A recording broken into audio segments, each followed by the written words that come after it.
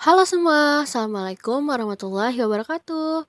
Sampai lagi kepada kelompok 3 yang ingin menyampaikan materi mengenai retur barang konsinyasi dengan dosen Ibu Praptiningsih SEMM.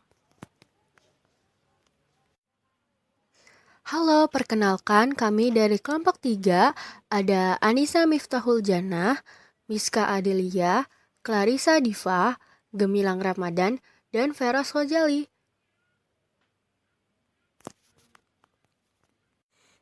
Kasus 3 retur barang konsinyasi. Buatlah diagram konteks perusahaan Jim and Clean sebagai konsinyasi. Berikut adalah soalnya. Diagram konteks menunjukkan adanya proses retur barang konsinyasi sebagai akibat dari adanya barang catat atau tidak laku sehingga pihak konsinyasi mengajukan retur untuk mengembalikan barang kepada pengamat atau konsinyor atau bisa disebut penitip barang. Arus data pertama dimulai dari adanya pendapatan sewa tempat dari konsinyor. Selanjutnya, pendapatan tersebut diserahkan ke Departemen Akuntansi untuk diupdate ke buku besar. Selang beberapa waktu, ternyata ada barang yang tidak laku, sehingga staf gudang mengajukan memo kredit yang menunjukkan adanya retur. Kemudian, memo kredit akan disahkan oleh supervisor. Setelah memo kredit disahkan, maka supervisor mendistribusikan memo kredit yang telah disahkan ke Departemen Penerimaan dan juga konsinyor. Sehingga konsinyor bisa mengetahui bahwa ada barang konsinyasi yang tidak laku. Berikut adalah penjelasan dari diagram konteks sistem retur barang konsinyasi, di mana konsinyor mengasih ke pendapatan sewa ke dalam sistem, kemudian mendistribusikan memo kredit. Sedangkan Departemen Akuntansi itu mendapatkan distribusi pendapatan sewa dan mengupdate buku besar. Selanjutnya, staf gudang akan mengajukan memo kredit, Departemen Penerimaan akan menerima barang kredit, dan supervisor memberikan memo kredit serta mensahkan memo kredit. Begitulah penjelasan dari diagram konteks sistem retur barang konsinyasi. Selanjutnya, saya akan menjelaskan data flow diagram level 0. Jadi, data flow diagram level 0 ini merupakan gambaran dasar dari keseluruhan sistem atau proses yang akan kita analisis. Untuk menyampaikan rancangan sistem, menggambarkan sistem, dan perancangan model. Pada diagram level 0 terdapat dua proses. Yang pertama ada pembuatan dan pengesahan memo kredit. Yang kedua ada proses mendistribusikan memo kredit. Jadi pada proses pertama, staf gudang akan membuat dua tembusan memo kredit yang akan dikirimkan kepada supervisor.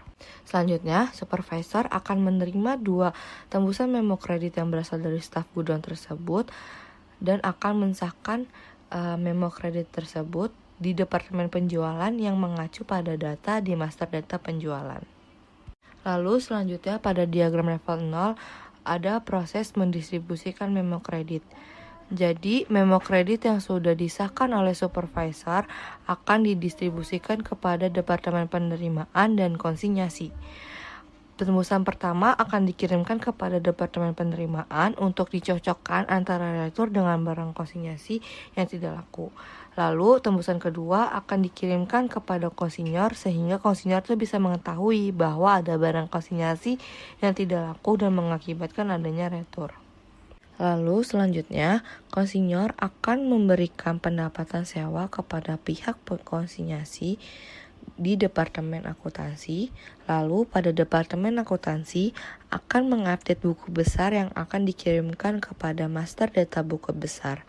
Lalu master data buku besar akan membuat laporan pendapatan sewa.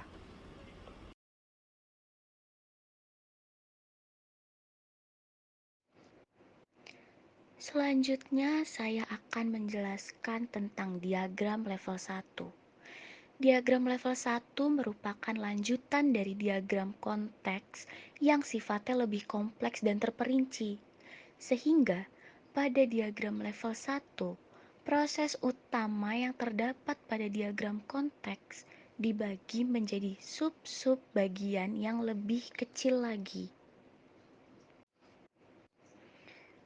Pada diagram level 1, terdapat dua proses utama.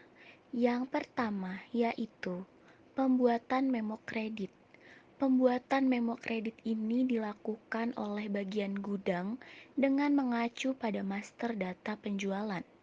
Selanjutnya, memo kredit disahkan oleh supervisor dengan melihat master data penjualan.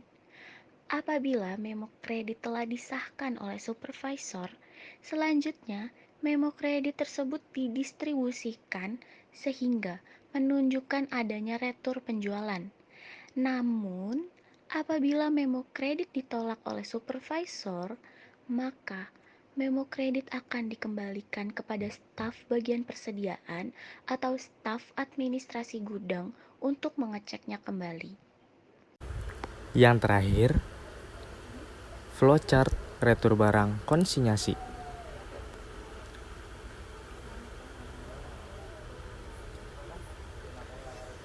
Selanjutnya, kita akan masuk ke penjelasan flowchart retur barang konsinyasi perusahaan Jim and Clean. Selanjutnya, staf gudang membuat memo kredit dalam 2 tebusan. Kemudian, memo kredit tersebut akan diteruskan kepada supervisor untuk disahkan. Staf gudang menyerahkan memo kredit tersebut kepada supervisor. Kemudian, supervisor menerima memo tersebut dan mengesahkan memo kreditnya. Memo kredit tembusan pertama akan diserahkan ke Departemen Penerimaan. Dan memo kredit tembusan kedua yang telah disahkan akan diserahkan kepada konsinyor.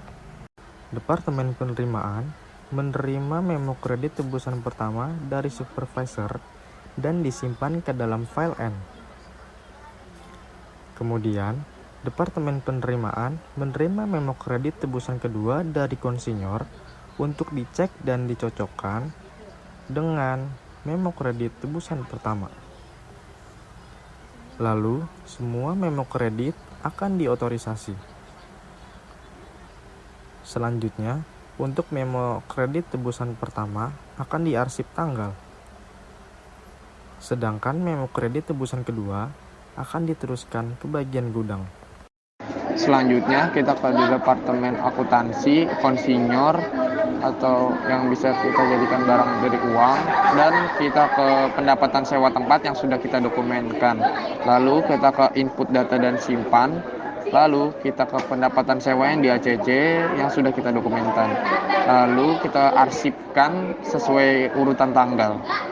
Dan selanjutnya kita ke bagian gudang, yaitu lanjutan dari 2 dari Departemen Penerimaan. Kita dokumenkan itu memo kredit yang sudah di ACC, lalu kita simpan input data yaitu mengecek dan menyerahkan barang ke pihak konsinyor jadi barang. Langsung kita ke memo kredit yang sudah kita dokumenkan, lalu kita arsipkan sesuai urutan tanggal juga, dan selesai. Mungkin itu saja dari kelompok 3 yang disampaikan. Kurang lebihnya mohon maaf. Wassalamualaikum warahmatullahi wabarakatuh.